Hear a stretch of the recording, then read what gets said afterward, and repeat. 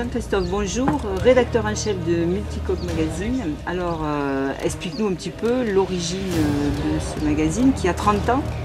Le magazine vient de fêter ses 30 ans, ici à l'occasion du salon du Multicoque de la Grande Motte. Mais à l'origine, c'est un magazine qui s'adresse à des propriétaires de multicoques qui ont eu envie, ils avaient un petit journal pour l'association.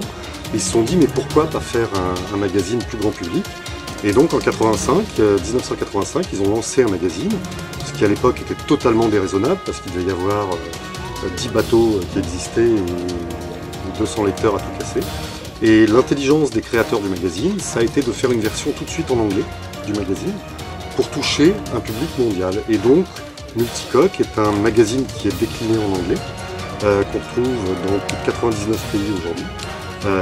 Et qui a suivi le développement absolument incroyable des multicoques et qui aujourd'hui est un magazine donc, qui fête fièrement ses 30 ans et qui est lu absolument partout dans le monde par tous les passionnés de multicoques et particulièrement des gens qui veulent voyager. Et il n'est pas en français?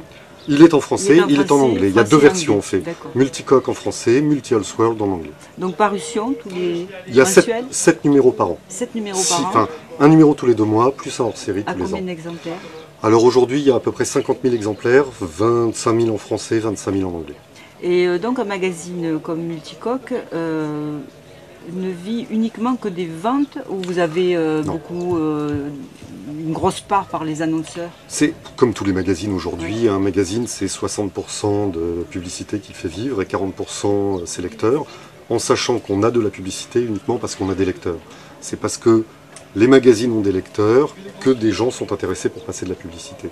Et aujourd'hui, nous, on a la chance d'avoir un magazine qui fonctionne plutôt bien, puisque les lecteurs du magazine sont des gens qui cherchent à partir naviguer loin sur leur bateau, voyager, donc qui sont à la recherche d'un bateau, donc évidemment les constructeurs, mais aussi les préparateurs, ceux qui font les voiles, ceux qui font les mâts, sont intéressés pour passer de la publicité dans le magazine. Et donc, tu vas beaucoup en mer ou tu fais tous les salons pour arriver à avoir... il est quand même épais, hein? C'est quand même des numéros épais. Donc pour avoir autant de matière, tu vis sur les multicoques. Alors on navigue beaucoup, d'abord il n'y a pas que moi, on est toute une équipe évidemment. Combien on est une quinzaine de personnes pour faire le magazine, dont 5 journalistes qui travaillent tout le temps pour le magazine et plusieurs pigistes occasionnels. On a des journalistes qui sont absolument partout dans le monde. On en a aux États-Unis, on en a qui sont sur leur bateau actuellement. On a un de nos journalistes qui est aux Marquises actuellement, qui vient de nous envoyer un email en disant amusez-vous bien au salon. Donc oui, effectivement, on a des gens un peu partout, puisque le magazine est international, en Australie, etc. Et on a effectivement, le but c'est de répondre à tous ces gens qui cherchent à voyager. Et donc, un journal en pleine expansion, et vous espérez fêter les 60 ans? Alors les 60 ans, je serai sûrement plus là pour le faire. Je viendrai avec plaisir, mais j'espère être à la retraite. Voilà, mais j'espère que je reviendrai avec mon bateau pour fêter cet événement. Oui, le magazine fonctionne bien. On est vraiment sur un créneau qui est le créneau dans le nautisme, qui est en plein développement.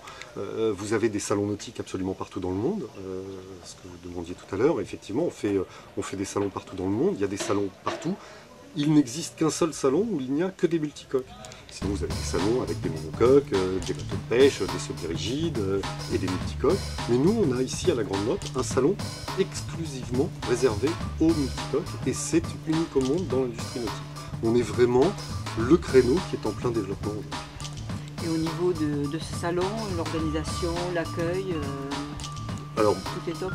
Ouais, non, c'est vraiment bien parce que le multicoque, encore une fois, c'est vraiment une famille, on se connaît tous, on travaille ensemble depuis 25 ans tous ensemble. Les organisateurs sont des gens qu'on connaît depuis tout le temps, on travaille en bonne intelligence tous ensemble, même les concurrents s'apprécient et n'hésitent pas le soir à se retrouver pour faire la fête, il faut bien le dire. Donc on est vraiment sur un milieu qui est vraiment une grande famille, on s'apprécie et du coup c'est vrai que ça donne une ambiance vraiment sympa. Et ici à la Grande Motte, quand la météo est comme aujourd'hui absolument merveilleuse, j'espère que ça va durer, C'est pas annoncé. Hein. Non, tant pis. Mais c'est vrai qu'on se retrouve dans un créneau qui est vraiment super.